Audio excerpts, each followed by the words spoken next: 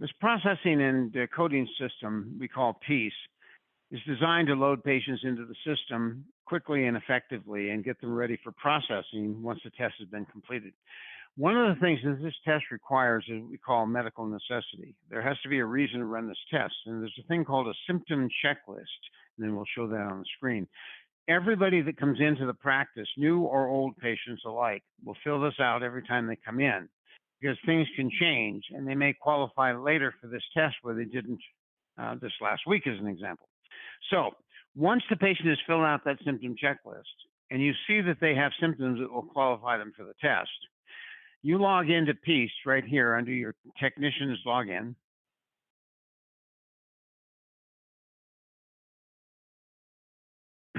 And you click on the patient intake form right here.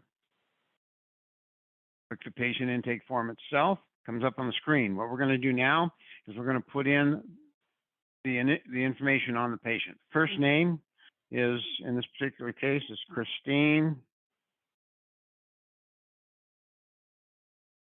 And her last name is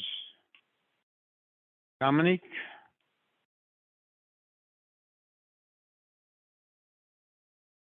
Okay, and female, just click and you can go female.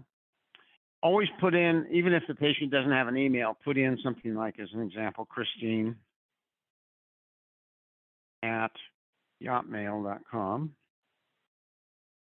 something like that. So you have something posted there. It requires that because you really do need that for a later date. Date of birth, this particular person is 3/31/1965. What they gave us on the symptom checklist. The height, their height is 5'7". You see how I'm loading it in there.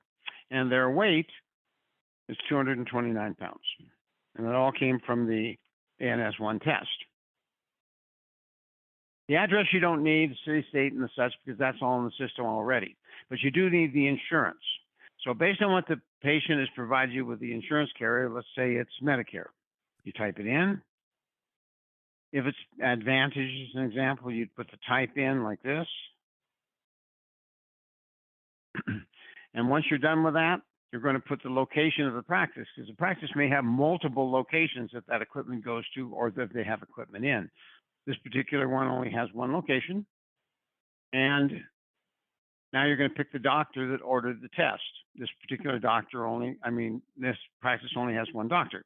Boom. Then you answer these questions that were on the same checklist. And you want to look at your EMR for this. Does the patient have diabetes prior? Do they have peripheral vascular disease or anything like that? And you want to make sure that you check this box every time that they sign this form, because it's got a signature at the bottom of the form that they fill out each time. And a very important part of it is this COVID-19, because if they've had COVID-19, it's an automatic qualifier for the test. Then you're going to put in the symptoms that they put down. As an example, I'm only going to put a couple here, but there are multiple symptoms. And sometimes they will carry forward into other areas of the test as well. Okay? When that's all done, you check off this little box down the bottom here on the left. It says verify medical verification. We don't want to do that because it slows the process down, so you leave that off.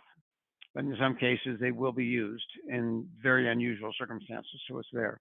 Now we're going to go ahead and submit it. That's done.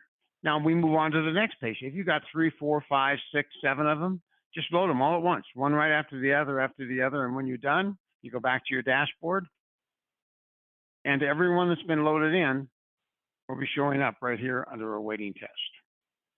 So what we're going to do now is the test is run on the patient through the PM Flow unit.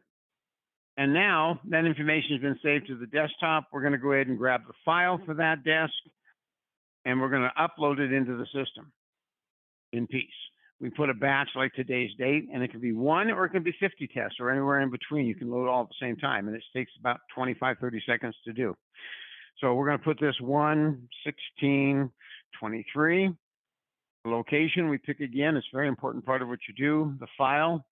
In this particular case, and generally you'll have only the file you use for your particular machine, but there's so many out there. 6.1, and then we're going to hit this browse and upload. We're going to go find that particular client, and that particular client is the one that we are going to process with, and her name is Christine Dominique.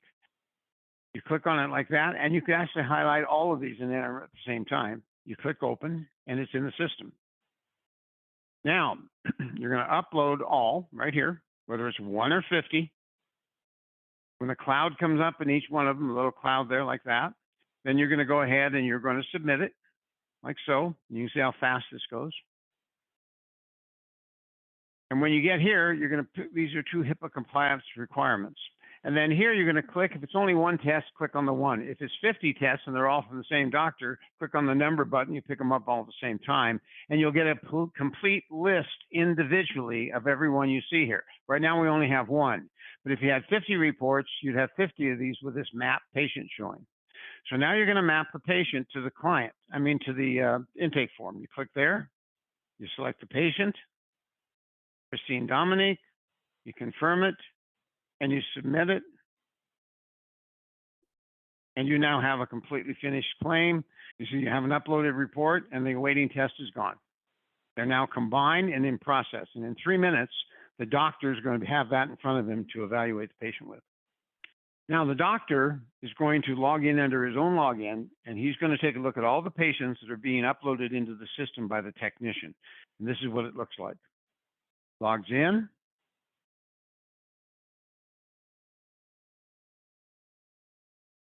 And immediately what he sees is this group of people under pending signature.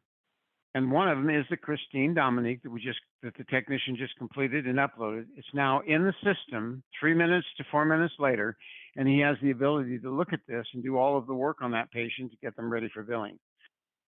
Clicks on that little yellow box. And this is the information that immediately becomes available to the doctor. Patient details, which were filled out and completed in that intake form, and all the information on that are in here, and all of the symptoms to validate medical necessity. In addition to that, he's got the encounter form or super bill with all of the coding compliances you want to make sure you don't miss that are identified on the screen, whatever they may be. And he has all of the CPT codes identified, and all of the ICD-10 codes are identified that are associated with this patient under those CPT codes.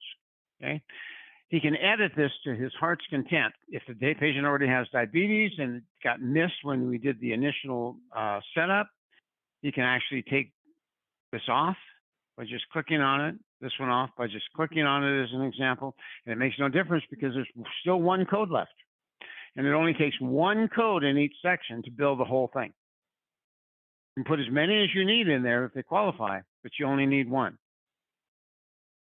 He's going to do the same thing in the lower section under the 93923. There's 2 different codes here. Okay, he reviews those and looks at them. And he's got all of the additional potential health risks, things like abnormal systolic pressure response to standing and so on, that he can also do more work with. And that's the encounter form itself. Now, this is the encounter form.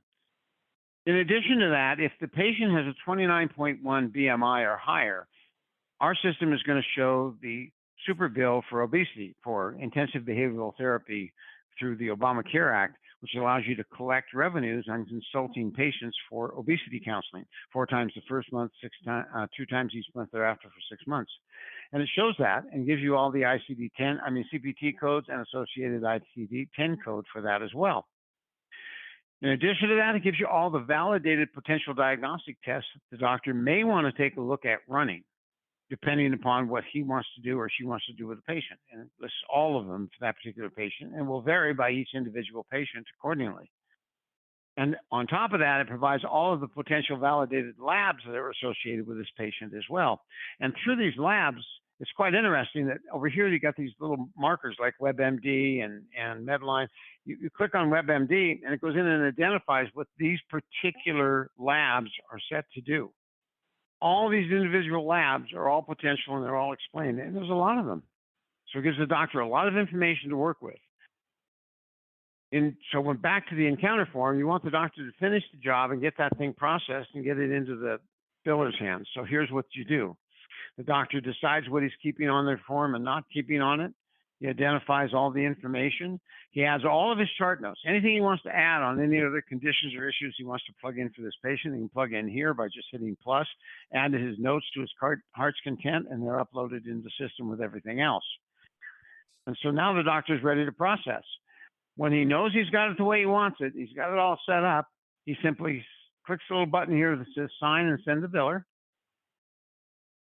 It comes back and re-identify codes that may not be billable. It tells him to remind you to make sure you get all your chart notes in there, because there's a system up here on the left that says download complete report, and all these are going to be in there, and they get uploaded into the EMR.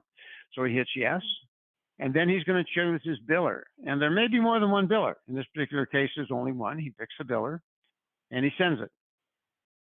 That patient now has left his pending signature and is now down in an area when he goes to his dashboard that the biller has just received right here. That same person is now pending billing by the biller. Doctor's job is done, and what he's doing is he's moving on to the next client. Goes back to his pending signatures, and he picks the next person, and he goes through and does the same process again. And he can do that in any free time he wants from his cell phone, his Android, his iPad, his tablet, makes no difference. And he can get this taken care of for the patient in absolutely no time whatsoever, because all the work's been done for him. Biller logs in, and they're going to take a look at all the reports the doctor has processed for them to review and get billed and set up in the system. When they log in, they're going to get the same similar dashboard. They're going to see all the other things that are on the dashboard, as you can see here. But more importantly, this is what they've received so far. They have 10 reports sitting here that were sent to biller, and they're automatically checked here so you can see it. So the biller comes in here and looks at Christine Dominic that we were dealing with earlier. Clicks on that yellow box again for her as a biller. It brings up the encounter form, the detail sheets, which she's going to use this as part of the claim. She's going to use the encounter form and all of the signed signature by the doctor with all of the chart notes and everything else. She's going to add in the obesity super bill when the time comes for that, so she can bill that as well. And any of the validated tests that the doctor says in his chart notes they need to run additionally, they're going to process here and here.